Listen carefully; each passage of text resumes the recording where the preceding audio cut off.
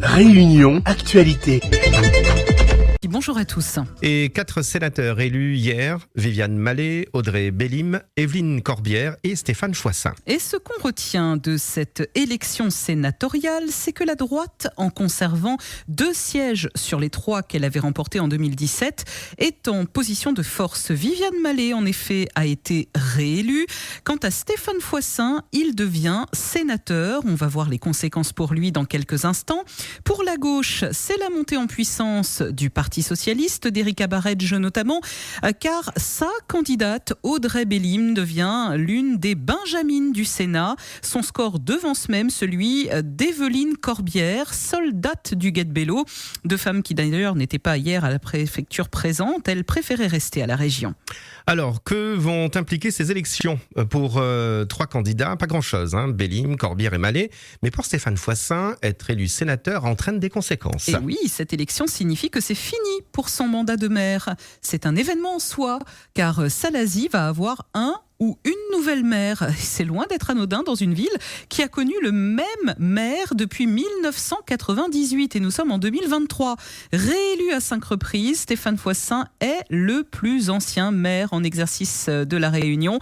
En devenant sénateur, il va devoir transmettre justement son mandat de maire à une autre personne. Des élections bientôt à Salazie. Et pour les autres, qui sont-ils? Alors, on va commencer par Viviane Malet qui vient d'être réélue. Elle est âgée de 69 ans. Elle est originaire des Alpes en métropole. Elle est arrivée en 1976 à La Réunion en compagnie de son époux. Son premier métier à Viviane Malet a été celui de responsable d'un service des tutelles pour majeurs protégés. Vous l'entendrez d'ailleurs au micro d'Yves Montrouge dans notre prochain journal tout à l'heure à 8h30. Elle est très contente d'avoir été réélue sénatrice pour la droite. Audrey Bélim, elle, était donc la candidate du Parti socialiste et notamment de son mentor Erika Baredge, la maire de Saint-Denis, laquelle se déclare ravie à l'issue du scrutin. Audrey Bélim, diplômée d'un master à Lyon en 2010, est revenue travailler à La Réunion depuis. Elle est devenue dans un premier temps attachée parlementaire de Monique Orphée et ensuite son ascension a été fulgurante jusqu'à la faire devenir sénatrice aujourd'hui. Quant à Evelyne Corbière, elle est du camp du Guet-Bello. Oui, elle a fait ses classes auprès du Guet-Bello à l'UFR, l'Union à des femmes de La Réunion. Et ce n'est pas la première femme que Guet-Bello propulse comme ça avec un mandat. Karine Lebon, elle avait fait pareil, députée à l'Assemblée nationale. Et cette fois, Huguette Bello réussit à faire élire au Sénat une autre de ses proches. Evelyne Corbière a 43 ans. Elle est née au Port. C'est une pure réunionnaise. Elle a grandi à Piton-Saint-Leu, maman de 2 garçons. Elle est professeure des écoles depuis 2003 à la rivière des Galets. Vous connaissez donc le nom de nos 4 nouveaux sénateurs et pour d'autres, c'est une page qui se tourne. Les anciens, notamment Nassima Dindar, 63 ans. Elle a été sénatrice de 2017 à 2023. C'était son premier mandat de sénatrice. Elle a de nouveau postulé, mais étant à la 3e place sur la liste de droite et des centres conduite par Viviane Malet, elle n'a pas été élue. Une page se tourne donc pour la patronne de l'UDI qui va désormais se consacrer, elle le dit, à son mandat de conseillère départementale à Saint-Denis et celui d'élu de la majorité municipale de Saint-Denis. Elle l'a dit d'ailleurs à Yves Montrouge, elle est déçue. Elle aurait souhaité décrocher, c'est sûr, un second mandat au Palais du Luxembourg. Le but était quand même de faire 2 sénateurs. Je ne suis pas élue. Bien évidemment, j'aurais souhaité être à nouveau sénatrice, un 2e mandat, bien toujours confronter le premier. Dire le contraire, ça serait pas réel. Mais je souhaite à mes 2 collègues de bien travailler. L'union de la droite et des centres a quand même fonctionné. On aurait pu ne pas faire 2 sénateurs. C'est ce que nous craignons. Aujourd'hui, je crois qu'on a œuvré pour que, non seulement sur un programme commun, mais aussi sur une union renforcée entre ce qu'on peut appeler parfois les anciens et la jeunesse avec des jeunes maires, parce que les anciens, peut-être que les jeunes vont plus vite, mais les vieux parfois ils connaissent le chemin. Cette union a fonctionné, je reste investie, engagée comme je l'ai toujours été, je serai au plus proche des Réunionnais. Voilà, Nassima Dindar au micro d'Yves Montrouge. En tout cas, tout le décryptage de cette élection, tout le scrutin est à lire sur votre site freedom.fr à la une. Vous verrez aussi les autres interviews d'Yves Montrouge des candidats élus sur freedom.fr. La politique maintenant au niveau national, c'est aussi cette annonce ce week-end sur les médias d'Emmanuel Macron à propos du carburant. Oui, le président de la République renonce à la vente à perte. Ça avait été beaucoup évoqué et commenté sur Freedom. Maintenant, Emmanuel Macron propose une aide pour les travailleurs modestes. Emmanuel Macron qui a annoncé dimanche une nouvelle aide pour compenser le prix élevé du carburant, limitée aux travailleurs et aux plus modestes. Une aide qui pourrait atteindre 100 € par voiture et par an. Autre coup de pouce anti-inflation sur les prêts bancaires. Et là, c'est le ministre des Finances qui étudie la possibilité d'assouplir les conditions de crédit pour favoriser la relance des transactions dans l'immobilier. Les gens achètent moins parce qu'ils ont moins d'argent et puis surtout, avoir un prêt, c'est compliqué. Et bien voilà l'annonce qui a été faite ce week-end par le gouvernement. Freedom, il est 7h passé de 37 minutes. Le reste de l'actualité concerne le trafic de drogue à La Réunion.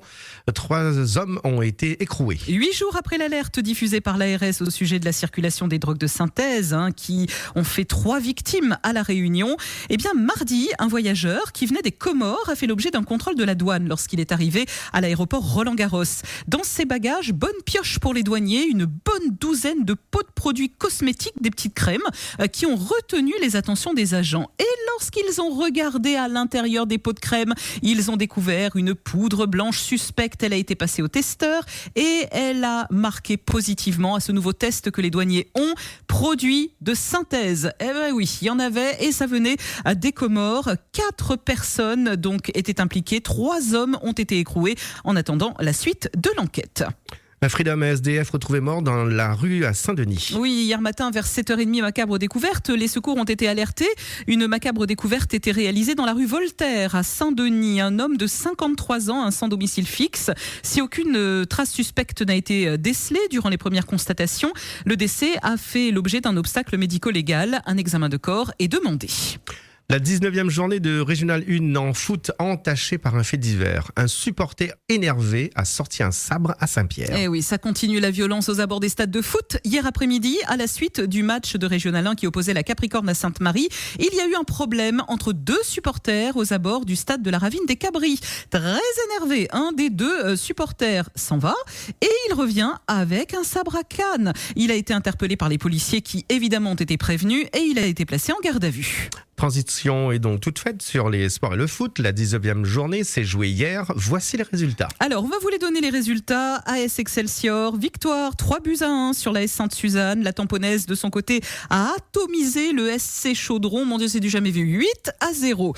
Victoire du Saint-Denis Football Club 4-2 face à la F Saint-Louis. 3 bassins Saint-Leu. Sachez qu'il y a eu la victoire de 3 bassins 2-0.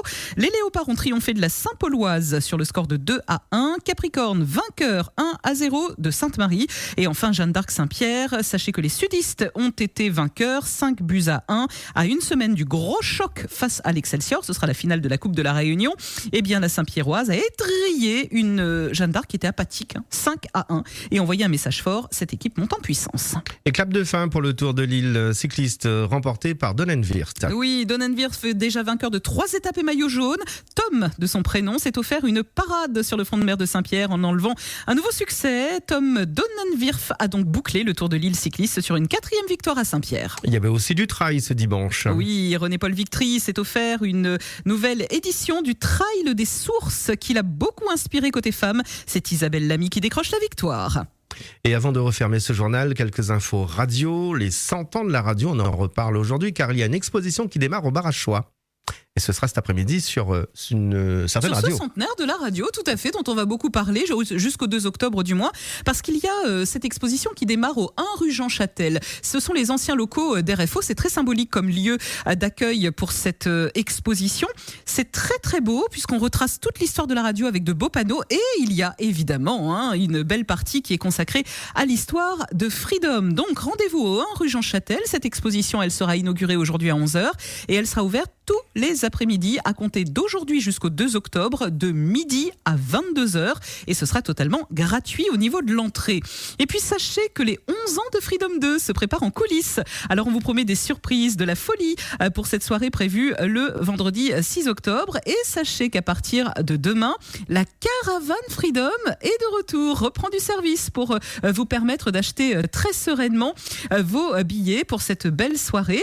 Alors la semaine dernière, on vous l'avait dit, la caravane caravane de Freedom est un petit peu victime de son succès puisqu'il ne reste que 285 billets à peu près à récupérer durant cette caravane Freedom. Alors je vous donne rendez-vous bien évidemment sur notre site internet freedom.fr pour avoir le planning de passage de cette caravane.